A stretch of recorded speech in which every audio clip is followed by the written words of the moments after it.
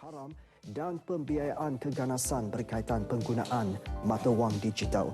Bank Negara juga mengingatkan orang ramai bahawa mata wang digital tidak sah diperatukukan di negara ini. Sebab itu, perniagaan mata wang digital tidak dilindungi oleh standard atau pengaturan amalan kehormatan atau pasaran yang terpakai kepada institusi keuangan yang dikawal selia.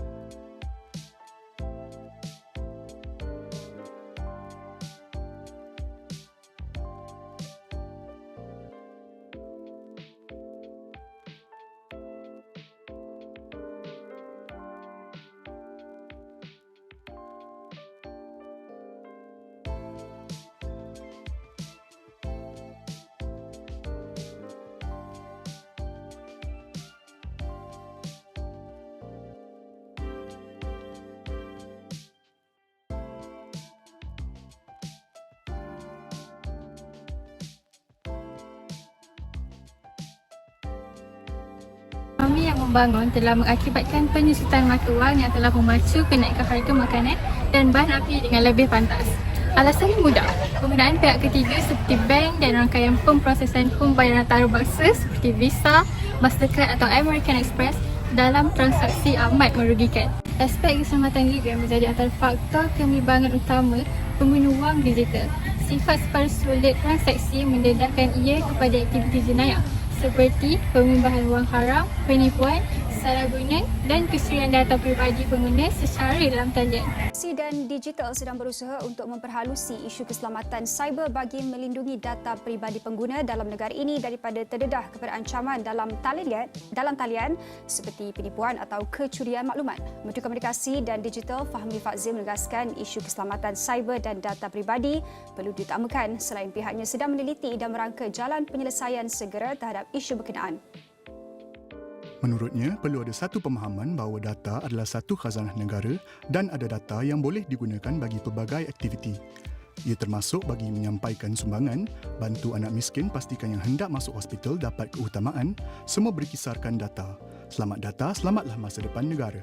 Beliau turut menyuruh agar setiap pemegang data yang besar untuk berhubung dengan pihak Cyber Security Malaysia CSM berkenaan dengan audit keselamatan cyber bagi memastikan keselamatan data pengguna dalam negara terjamin. Fahmi. Itulah yang merugikan pengguna kerana transaksi wang sebenar tidak berlaku sekalipun. Yang bertukar hanyalah kod-kod digit dalam komputer yang dipindahkan secara digital. Lagipun, dahulu semasa sistem kewangan dicipta, internet masih belum wujud. Melalui internet, perkara ini menjadi semakin mudah, pantas dan meluas. Cumanya, dasar monetari masih lagi diperlukan sebagai alat pengawalan dan mekanisme kestabilan. Namun, China bakal menjadi negara terawal untuk menuju ke arah itu. Ini selepas negara tembok besar itu mengumumkan bahawa mereka akan secara rasmi menggunakan wang digital dan transaksinya. Kerajaan akan memperluaskan bantuan e-wallet 2023 kepada semua mahasiswa di negara ini. Perdana Menteri Datuk Seri Anwar Ibrahim berkata ini supaya bantuan itu dapat dimanfaatkan golongan tersebut. Saya akan putuskan supaya e-wallet itu boleh dimanfaatkan oleh semua mahasiswa.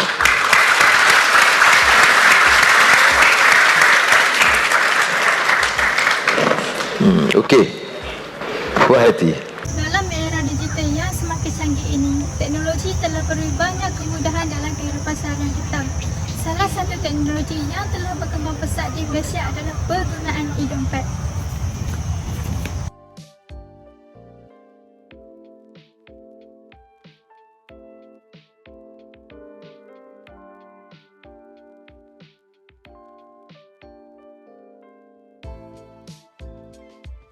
Semakin mendapat tempat dalam kehidupan seharian masyarakat di Malaysia.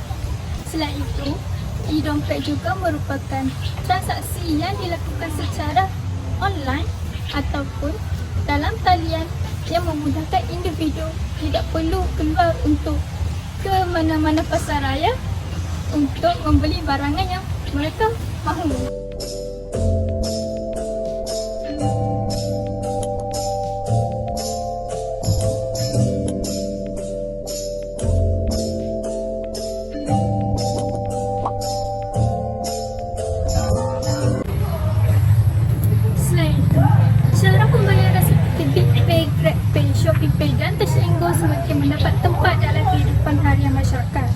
E-wallet juga merupakan cara pembayaran digital yang membolehkan individu membuat transaksi dalam talian melalui telefon pintar.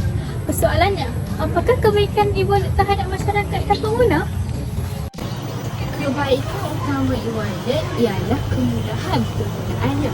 Pengguna hanya perlu memuat turun aplikasi e-wallet ke telefon pintar dan memasukkan butiran akaun bank mereka untuk mula menggunakan e-wallet.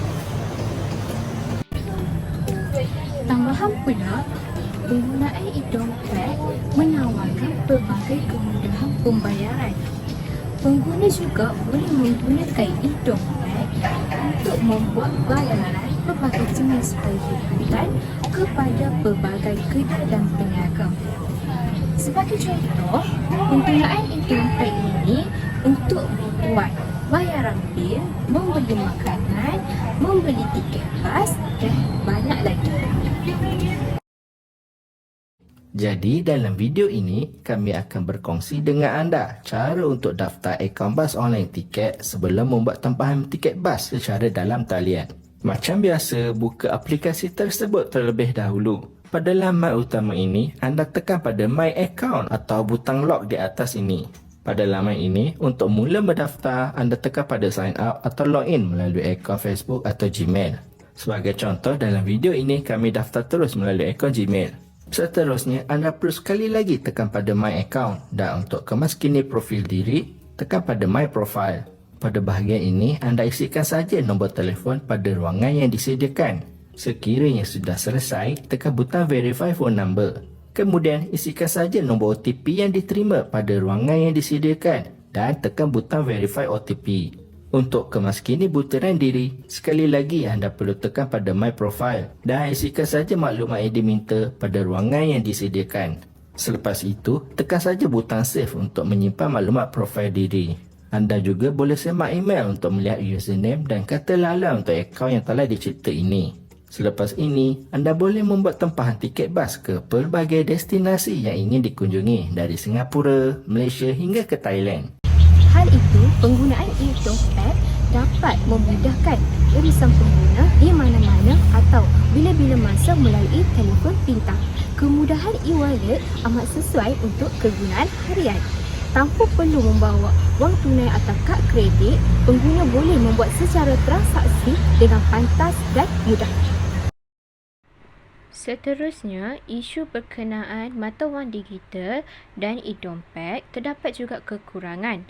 Yang pertama ialah dari sudut pandangan yang berbeza, kekurangan e-dompet yang dapat dilihat pada hari ini adalah kebergantungannya kepada infrastruktur internet dan perkhidmatan e-dompet yang terbatas. Sebagai contoh, rangkaian internet di kawasan pedalaman dan luar bandar tidak stabil dan laju berbanding di kawasan bandar. Pembayaran menggunakan kaedah konvensional masih lagi menjadi kaedah pilihan masyarakat di kawasan kampung. Pada masa yang sama, penggunaan e-dompet menyumbang kepada risiko kebocoran maklumat peribadi masyarakat. Untuk mendaftar penggunaan e-dompet, pengguna perlu memasukkan data peribadi seperti nombor telefon, nombor kad pengenalan dan nombor akaun bank. Walaupun perkhidmatan e-dompet menyediakan proses identiti dan verifikasi sebelum memasuki aplikasi yang digunakan, namun penggodam cyber mampu untuk menyelinap masuk ke dalam sistem untuk mendapatkan maklumat kita.